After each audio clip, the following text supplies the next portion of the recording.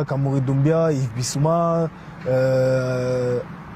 Amadou Aïdara, il y avait Djandji Samasekou, etc. En fait, quand ils se retrouvent tous là, ils ont une complémentarité incroyable. Tu vois ce que je veux dire? Ça fait, ils ont grandi ensemble tous. Ils sont tous dans les mêmes académies pratiquement en Afrique et tout ça, au Mali. Du coup, ils ont joué ensemble pendant pas mal de temps. Et quand ils se retrouvent comme ça avec le niveau professionnel aujourd'hui, mon gars, quand tu as le niveau en jeune plus combiné avec le niveau professionnel, tu vois, ça fait un combo incroyable. Du coup, c'est, par exemple, notre milieu de terrain, tous les milieux maliens qu'on a, c'est impressionnant. Vous êtes fournis à ce niveau-là. C'est impressionnant. Du coup, ouais, comme je t'ai dit, je nous sentais intouchables. Premier match contre l'Afrique du Sud, même quand il y avait leur pénalty raté, j'étais serein. Et c'est moi, je fais la faute, tu vois. Mais j'étais serein encore.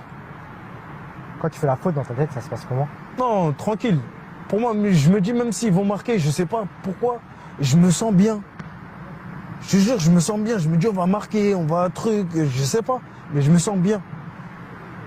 Je te jure, avant la défaite contre la Côte d'Ivoire, pour moi, wow, je sais pas qui allait nous déranger. Je regardais les matchs et tout, et je nous regarde nous jouer.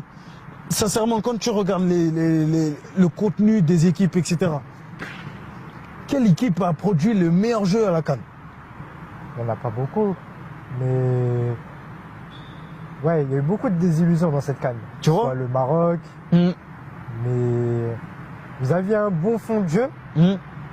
Sur la finition, c'était un peu plus dur pour vous. Ouais, c'est vrai, c'est ça aussi, mais on a mis pas mal de buts quand même. Ok. Du coup, là, avec le Mali, comment ça se passe aujourd'hui? Le Mali, tu vois, c'est...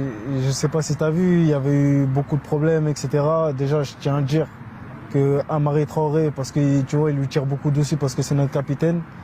Je tiens à dire que lui, il a rien à voir en termes de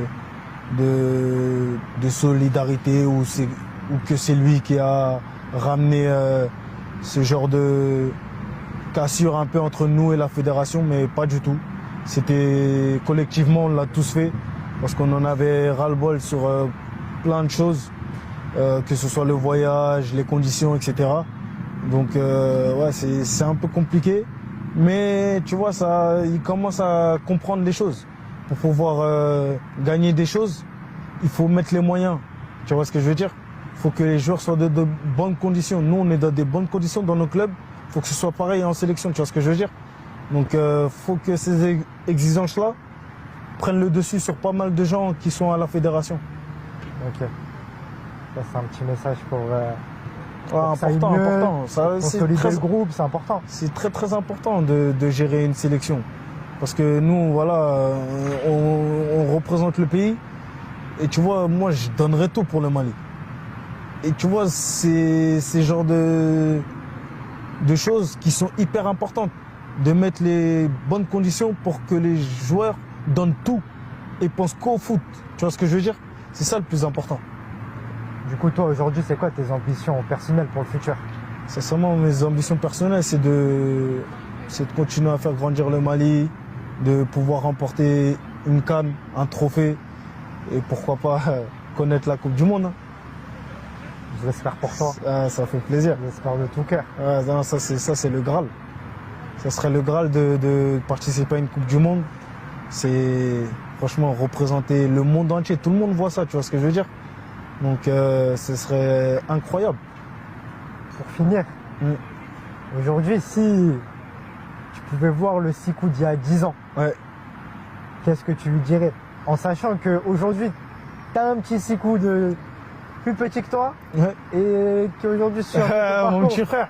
Mon petit frère, Sakalo. Ouais, il grandit lui aussi. Il est à Valenciennes, pareil. Aujourd'hui, tu es avec qui? Je suis avec la sélection malienne, mon frère. Je suis avec la sélection malienne et j'en suis très très fier. Très très fier de représenter mon pays. Tu vois ce que je veux dire? Parce que voilà, plus je grandis, plus j'avais d'autres ambitions. Et de représenter la sélection malienne, pour moi c'était la chose incroyable, de jouer la CAN, etc. C'était wow. Je sais pas si tu as déjà vécu ça, de voir une CAN ou quoi, mais c'est exceptionnel ça. C'est incroyable. Tu joues la dernière CAN Ouais, en Côte d'Ivoire. Côte d'Ivoire, désillusion. Désillusion. Ouais, d'en parler, Explique-nous pourquoi. ça fait mal, mon frère. Perdre contre la Côte d'Ivoire comme ça, là, Quart de finale. ouais, aujourd'hui, j'en ai encore mal, mon frère. Je te mens pas. Ça, c'est des moments, là. En fait, quand j'ai commencé la compétition, on avait tellement une bonne équipe. Et pour moi, on était intouchables. Tu vois ce que je veux dire? Il y a l'arrivée. Tu reviens dans la sélection du Mali C'est ça. avec Eric Chel. Ouais, exactement. Eric Chel, vous vous Eric Chel. sentez bien dans cette équipe? Franchement, tous je me sentais pousser des ailes. On a une équipe incroyable. Sincèrement, on a une vraie équipe. Parce que, en vrai, les joueurs, tu vois, on est un peu partout en Europe. Kamori Doumbia, Yves Bissouma, Amadou Aïdara, il y avait Djandja Samasekou, etc. En fait, quand ils se retrouvent tous là, ils ont une complémentarité incroyable. Tu vois ce que je veux dire? Ils ont grandi ensemble tous. Ils sont tous dans les mêmes académies pratiquement en Afrique et tout ça, au Mali. Du coup, ils ont joué ensemble pendant pas mal de temps. Et quand ils se retrouvent comme ça avec le niveau professionnel aujourd'hui, mon gars, quand tu as le niveau en jeune plus combiné avec le niveau professionnel, tu vois, ça fait un combo incroyable. Du coup, par exemple, notre milieu de terrain, tous les milieux maliens qu'on a, c'est Vous impressionnant. êtes fournis à ce niveau-là. C'est impressionnant. Du coup, comme je t'ai dit, je nous sentais intouchables. Premier match contre l'Afrique du Sud, même quand il y avait leur pénalty raté, j'étais serein. Et c'est moi, je fais la faute, tu vois. Mais j'étais serein encore. Quand tu fais la faute dans ta tête, ça se passe comment? Non, tranquille. Pour moi, je me dis, même s'ils vont marquer, je sais pas pourquoi, je me sens bien. Je te jure, je me sens bien. Je me dis, on va marquer, on va je sais pas, mais je me sens bien. Je te jure, avant la défaite contre la Côte d'Ivoire, pour moi, je sais pas qui allait nous déranger. Je regardais les matchs et tout, et je nous